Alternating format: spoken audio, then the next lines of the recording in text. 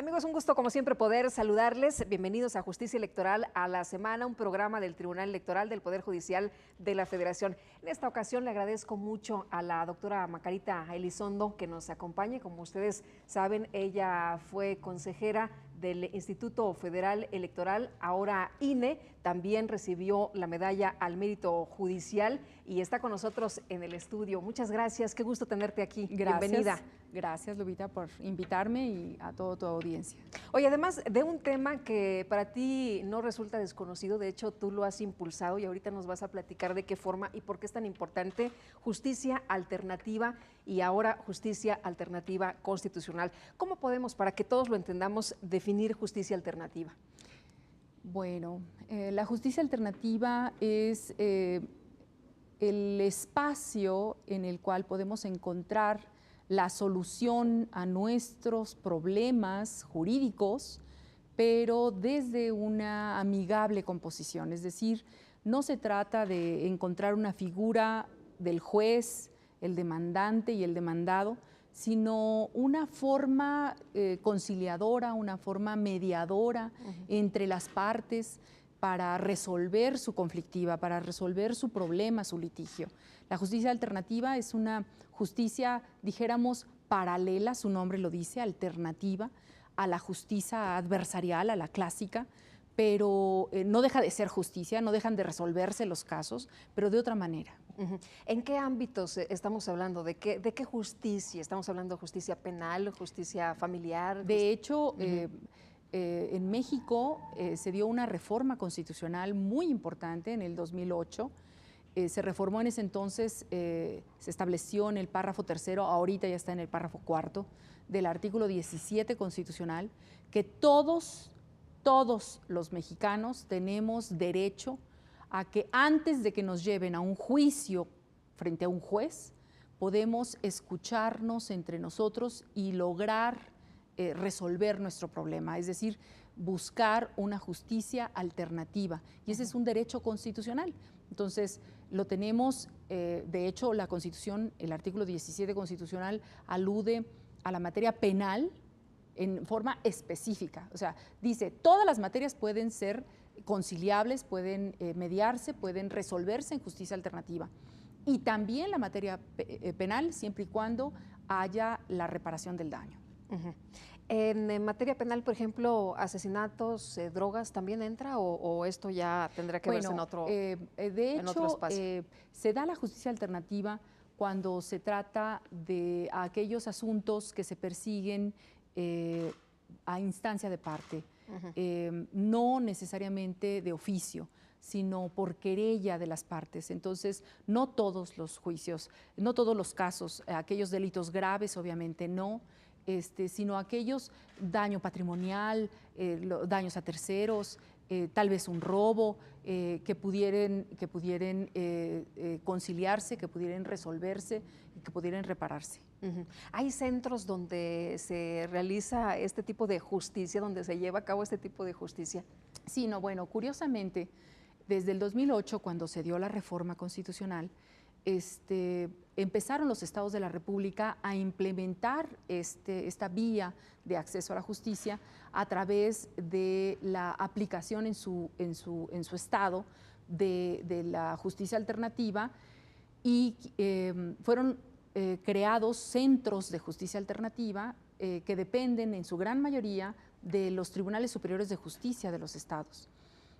Hay algunos estados intrépidos que establecieron la justicia alternativa, que no necesariamente debe de impartirla el Tribunal Superior de Justicia, sino inclusive las universidades o los particulares, asociaciones inclusive. Pero lo importante es que ya ahorita todos los estados de la República, a partir del 2008 hasta el año que estamos, ya cuentan con centros de justicia alternativa en donde las partes pueden acudir a ese centro para escucharse, para dialogar, para negociar, para comunicarse entre ellos con la asistencia de un tercero, que ese tercero puede tener varias funciones. Si ese tercero lo único que hace nada más es escucharlos y darles la voz y el uso de la palabra e ir ponderando las intervenciones, entonces estamos hablando de una mediación. Pero si ese tercero que ambas partes lo convocan a estar en la reunión. Además, le dan la facultad de que proponga la solución, porque puede que las partes no lleguen en sí mismo a una solución.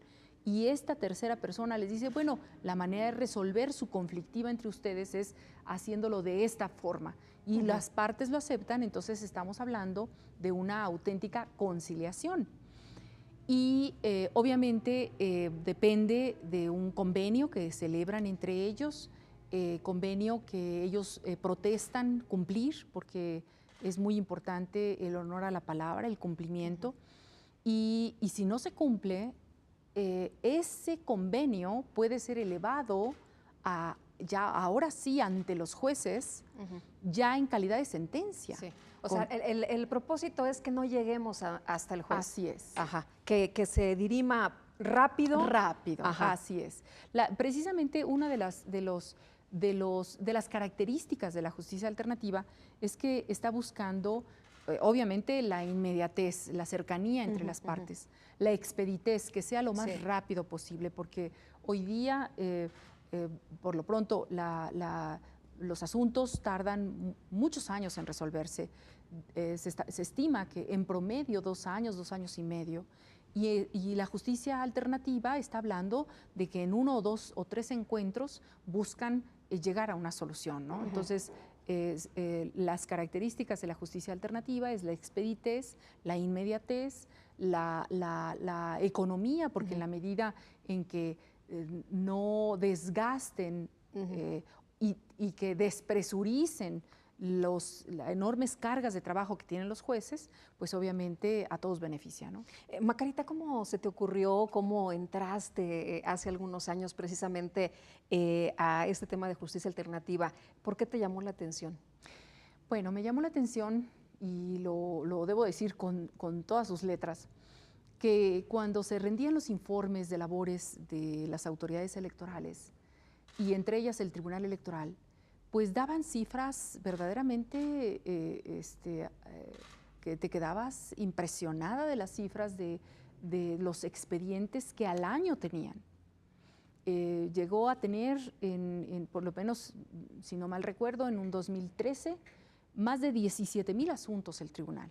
Si esos 17,000 asuntos los divides en el número de días que tiene el año, bueno, pues en verdad era una carga impresionante diaria, en promedio, de sacar sentencias, emitir las sentencias correspondientes. Entonces, cuando veo las estadísticas y los anales judiciales y me doy cuenta que la gran mayoría de esos asuntos venían de la vida interna de los partidos políticos, que esos asuntos venían de casos que podían dirimirse internamente en el partido, fue cuando dije, a ver, esto... Atrás de esas cifras te está diciendo que tenemos una sociedad conflictuada, que tenemos una sociedad que pugna por justicia, pero que no encuentra cómo por sí mismo resolverla. Obviamente, quiero hacer una acotación y es muy importante. La misma Constitución no permite la justicia en propia mano, porque para eso están los tribunales. Pero también para eso está la justicia alternativa a través de mediadores y conciliadores hoy día. Entonces, ¿qué sucedió? Afortunadamente, en las últimas reformas electorales, estamos hablando de las del año pasado, en el 2014, cuando se reforman la normativa electoral a nivel nacional y se genera la Ley General de Partidos Políticos, me dio mucho gusto ver que en esa Ley General de Partidos Políticos ya se incorpora un artículo, concretamente el artículo 46, que dice que los partidos políticos establecerán, lo cual la ley señala como imperativo, procedimientos de justicia intrapartidaria que incluyan mecanismos alternativos de solución de controversias, lo cual me dio mucho gusto. Es decir, ya permite entonces la ley, reconoce la justicia alternativa y le impone la obligación a los partidos políticos para que en sus estatutos establezcan mediación, conciliación y arbitraje como mínimo, ¿no? Hay otros que es amigable composición, buenos oficios, transacciones, lo que sea. Por ejemplo, yo ponía un ejemplo. si algunos casos que se han llevado a la justicia adversarial, la clásica, la de los jueces, la del Tribunal Electoral, es porque a un militante y no lo pusieron en el lugar los primeros lugares de la lista plurinominal, sí, porque es acción afirmativa, por ejemplo, y no lo pusieron en esos lugares. Tenía que agotar instancias intrapartidistas, pero muy parecida a los juicios ante el tribunal, una instancia previa y después el tribunal. En cambio, ahora tenemos ya que los estatutos permiten la conciliación previa. Sí. O sea, nos podemos poner de acuerdo entre nosotros. Nos podemos, como partidos políticos, dijéramos, los partidos políticos sí, internamente, con su dirigencia, con sus militantes, con sus simpatizantes, sí, y muchas de las veces ahí se queda, porque la política es negociación, la política es diálogo, claro, y entonces ahí lo resuelven. Pero bueno, ya está ahí. Ya está, y lo importante es que ese artículo 46 de la Ley General de Partidos Políticos dice: los estatutos de los partidos políticos establecerán, fíjate, es obligatorio, medios alternativos de solución de controversias sobre asuntos internos, para lo cual deberán prever los supuestos en los que serán procedentes la sujeción voluntaria a los plazos y las formalidades del procedimiento. Es decir, ya en materia electoral ya está, pero fíjate que no la encontramos a nivel constitucional, que es ahora donde estoy poniendo el dedo sobre el renglón. El énfasis. El énfasis. ¿Y esto qué significa? Que no lo encontremos a nivel constitucional. O sea, lo que sucede es esto. Se da la reforma constitucional, artículo 17, establece como garantía individual que nadie puede ser llevado a la fuerza a un juicio, sino que para eso hay otras vías alternativas previas, la justicia alternativa.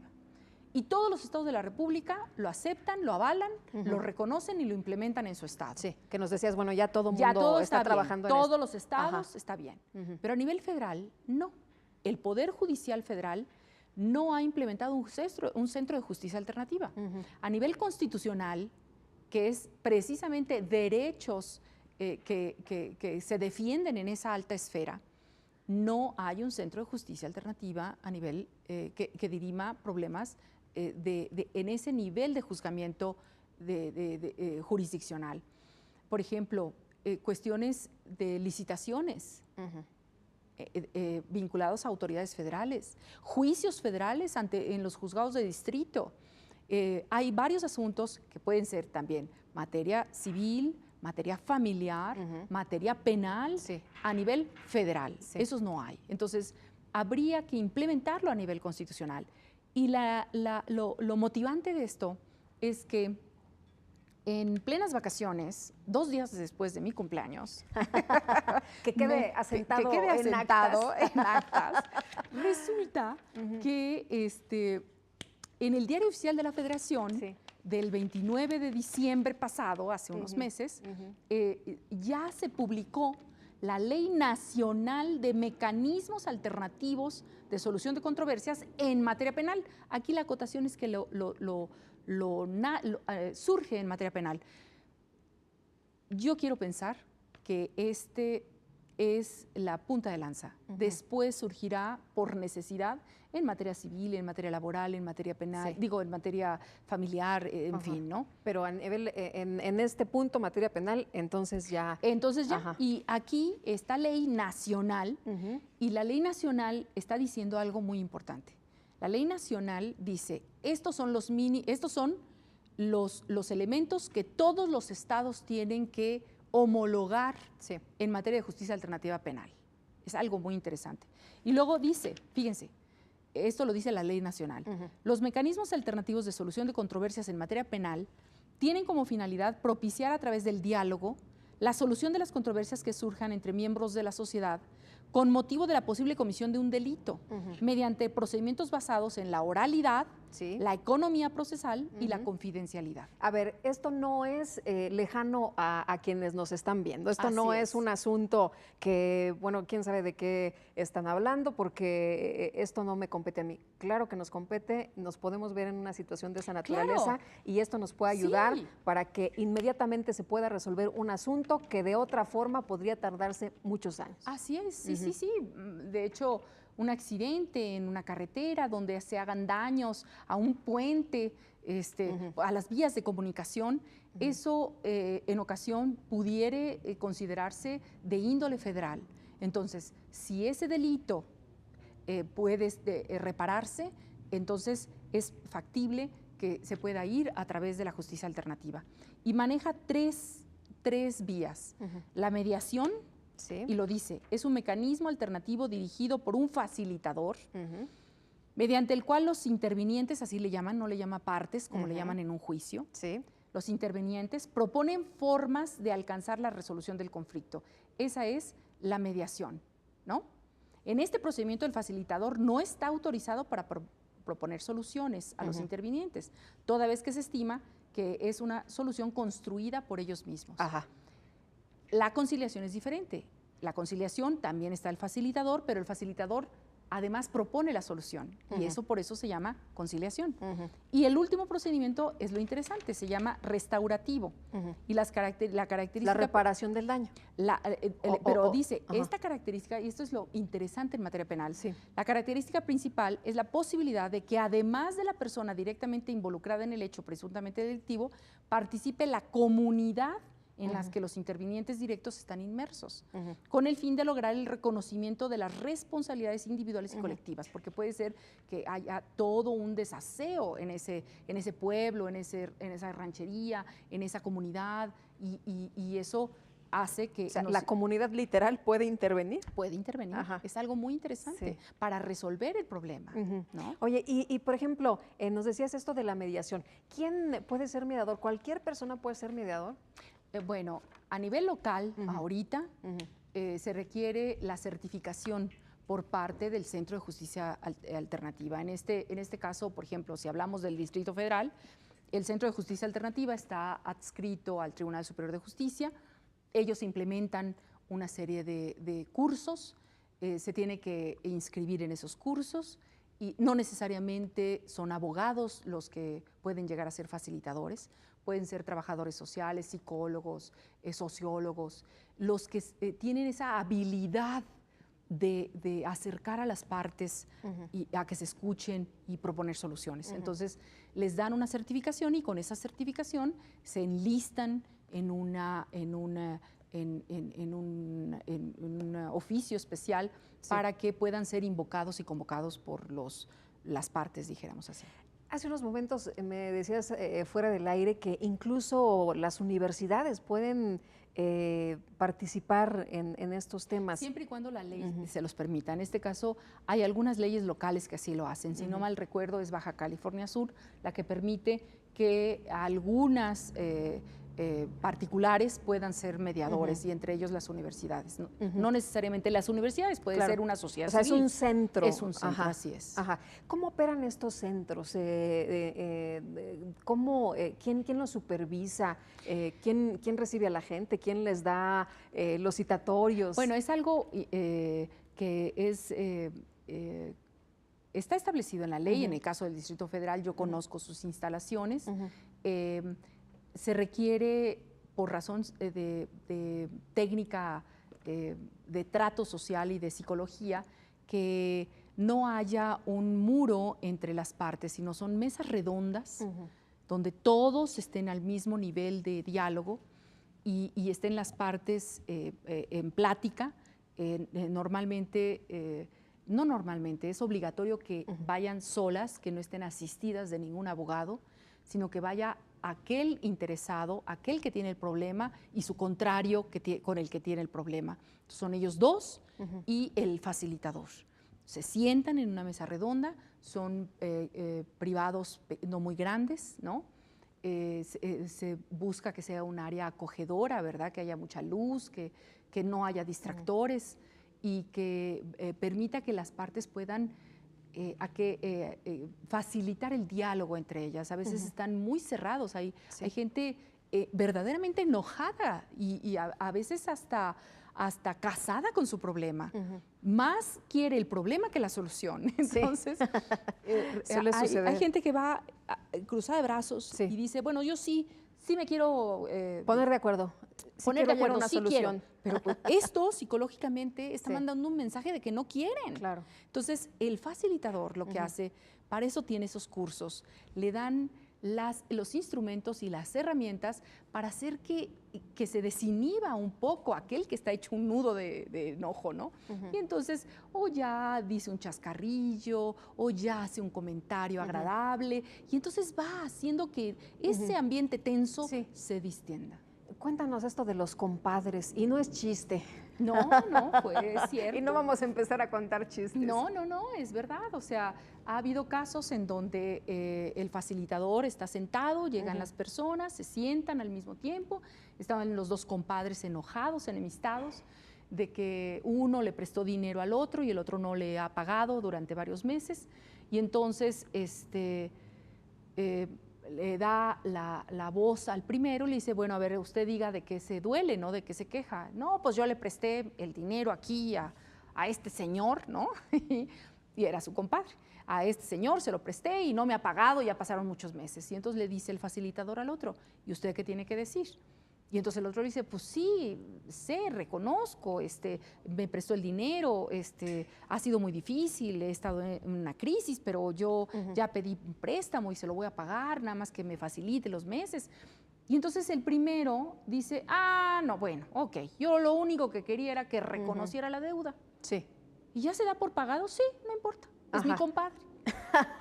Entonces, o sea, el asunto era que nada más quería que el otro reconociera que había ahí una deuda. Entonces ahí te das cuenta que el umbral de satisfacción entre las personas es tan individual que hay quien lo quiere todo y no entiende más que le asiste el derecho que se le pague, por ejemplo. Y el otro que no sabe ni cómo defenderse ni cómo argumentar que le debe, ¿no? Y entonces el facilitador lo único que tiene que hacer es empatarlos a que dialoguen, a que hablen entre ellos. Porque tú no sabes en qué momento, como es este caso, en donde habiéndose escuchado, lo único que quería escuchar es que reconociera la deuda, pues era el compadre, le tenía cariño. Y hay otros que dicen, no, me debes y más los intereses, más esto. Entonces, la mediación y la conciliación lo que busca es que ambas partes salgan ganando, que haya un gana-gana de ambas partes. Entonces, el facilitador debe, además de buscarlo, debe de corroborar que efectivamente no sea una sola de las partes el que gane todo, sino que haya una armonía, un balance en justicia de la negociación. ¿Qué falta por hacer en tema de justicia alternativa? En tema de justicia alternativa, obviamente, a mí bueno, si quieres especular un poco, ¿verdad?, con visión de futuro, me encantaría la certificación de mediadores y de conciliadores en materia electoral, que el Tribunal Electoral estableciera un centro de justicia alternativa que facilite ese diálogo, esa negociación, pero de no ser el caso, ¿verdad?, por lo menos la certificación de quienes tienen esa habilidad, dar esos cursos de justicia alternativa exclusivamente en materia electoral y que se dieran en el centro de estudios judiciales del propio tribunal sería extraordinario. Ya la ley está, ya establecen justicia alternativa en los estatutos, pero nadie nace sabiendo las cosas. Hay que instruir a los instructores y a los facilitadores. Y ya llevan camino andado los estados de la República, ¿no? Otra cosa que me encantaría es la justicia alternativa en materia constitucional, que los asuntos, no es posible, por ejemplo, que después de cientos de años sigamos teniendo el problema del punto, se llama el triángulo, el punto PUT, entre Quintana Roo, Campeche y Yucatán, que es un problema limítrofe que no se han puesto de acuerdo y no se puede resolver. ¿Cómo es posible? Ahora ya está la justicia alternativa en materia penal, espero verla a nivel constitucional en todas las materias y que haya un centro de justicia alternativa en el Poder Judicial Federal y facilitadores. Me encantaría inscribirme y si no, ver, ¿verdad?, hecha realidad la justicia alternativa constitucional. Pues seguramente la veremos, ¿no? Así como se impulsó este tema de justicia alternativa y que ahora es una realidad, pues seguramente que lo veremos. Yo estoy convencida que sí. Mira, te voy a poner un ejemplo. Sí. Cuando le toman la protesta a los jueces federales recién nombrados, a los magistrados de tribunales colegiados de circuito y a los tribunales unitarios, estoy convencida que deberían antes de que tomen protesta, deberían de decirles el potencial de la población a la que se van a enfrentar. yo nada más traigo unas cifras. Fíjense, en el 2014 estamos hablando de que contamos con un tribunal unitario de circuito para 1.170.000 habitantes. Un magistrado de un tribunal unitario. Tenemos un tribunal colegiado de circuito, o sea, 3 magistrados, para casi 500.000 de habitantes. Y tenemos un juez... O sea, no les alcanzaría la vida, ¿no? Bueno, vaya, o sea, y además, como tenemos una sociedad conflictuada, que no sabe dirimir sus problemas entre sí, sino que toca forzosamente las puertas de la justicia federal, en este caso la adversarial, va y a fuerza le deja el asunto al juez. Entonces, ¿por qué no primero dialogan, resuelven, despresurizan, median, buscan conciliarse, y ya si de plano no es posible, entonces a la otra instancia. Pero fíjate, se dice que estamos ya rayando en los 122 millones de habitantes. Tenemos 32 circuitos judiciales y para 122 millones de habitantes solamente existen 87 tribunales unitarios de circuito, 214 tribunales colegiados de circuito y 365 juzgados de distrito. Es tal el índice de sobresaturación de asuntos a nivel federal que se estima que inclusive cerrando la posibilidad de que ingresen nuevos, tardaría 4 años los actuales juzgados en resolver lo que ya tienen. No, pues es demasiado. Así es. Macarita, pues lo dejamos, si te parece bien, este planteamiento en la mesa. Ya nos veremos a futuro, ya nos veremos próximamente, y te aprecio mucho que hayas platicado con nosotros aquí en este espacio del Tribunal Electoral en Justicia Electoral a la Semana. Un privilegio para mí. Muchísimas gracias, muy amable. Y muchas gracias también a usted por habernos acompañado. En nombre de todo este equipo de Justicia Electoral del Tribunal Electoral, le agradezco, le deseo que la pase usted muy bien.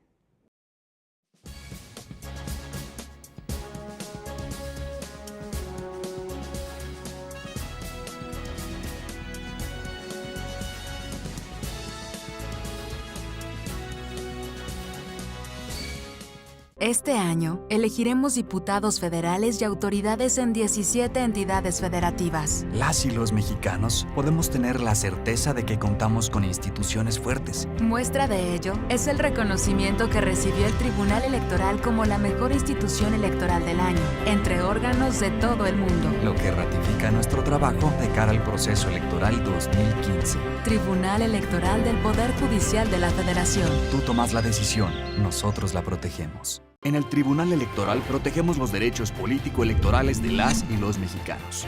En los últimos 3 años atendimos más de 60,000 asuntos, 8 de cada 10 interpuestos por ciudadanos, y en este año resueltos en apenas 11 días. Trabajamos por la igualdad entre mujeres y hombres y por la autonomía de los pueblos y comunidades indígenas. Somos referencia para tribunales locales y extranjeros. Tribunal Electoral del Poder Judicial de la Federación. Tú tomas la decisión, nosotros la protegemos.